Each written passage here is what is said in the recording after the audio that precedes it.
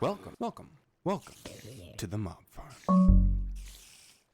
We saw in the main episode that there's a double spawner situation here. You got zombies and spiders going on.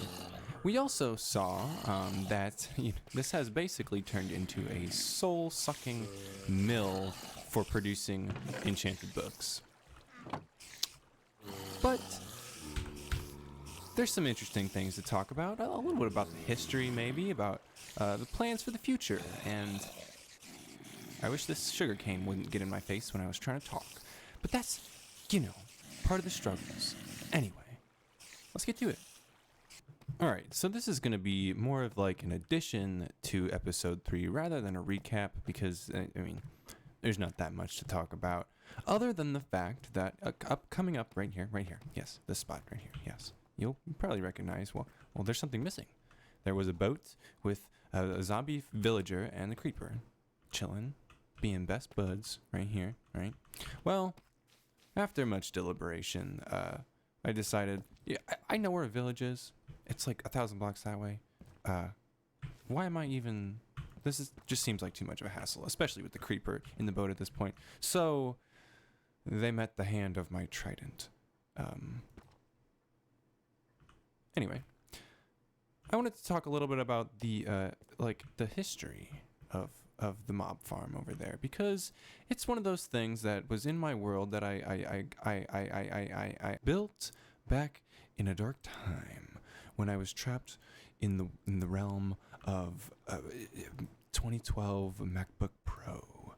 Yes, it could not perform to my needs for producing YouTube videos, so I got a little ahead of myself. And then when I was like, I need to start making videos, this is crazy, I'm getting out of hand, that's when I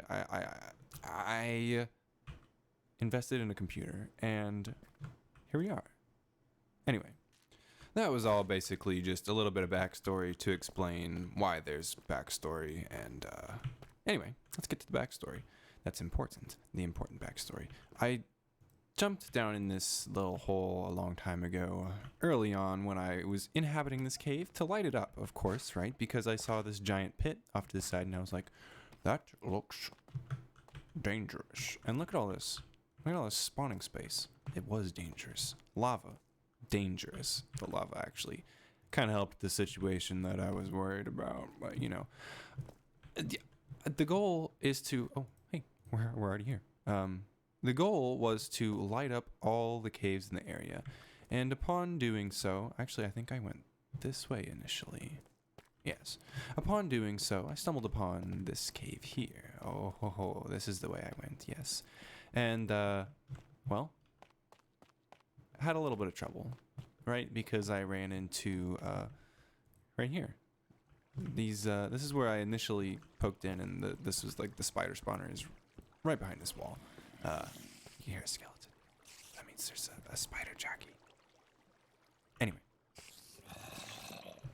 Could y'all be quiet, please? Oh, hold on.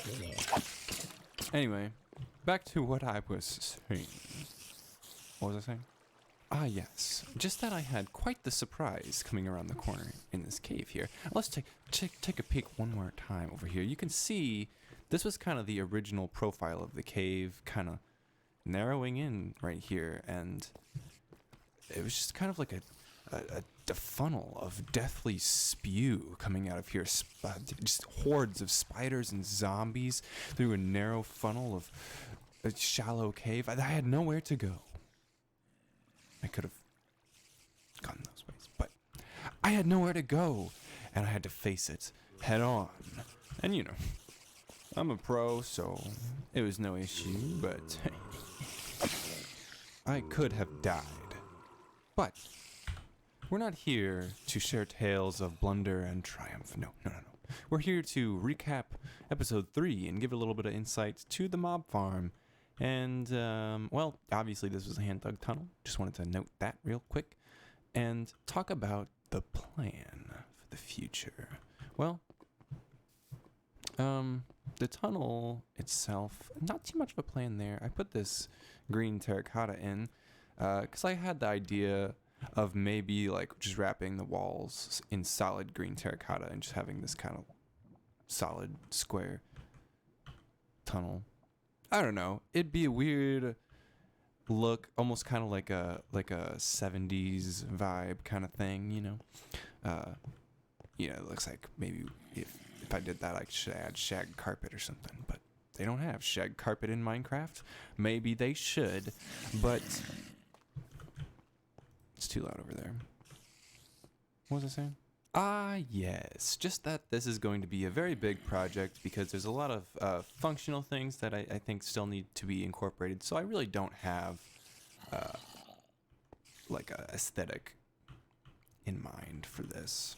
Probably, dungeony kind of feel. But what I do know is that in the long run, I'm wanting to incorporate automatic sugarcane farms for book production as well as leather because, leather and paper, right? And of course, the main thing is going to be an automatic storage/sorting system to, yeah. Well, that's all for this recap. Like and subscribe.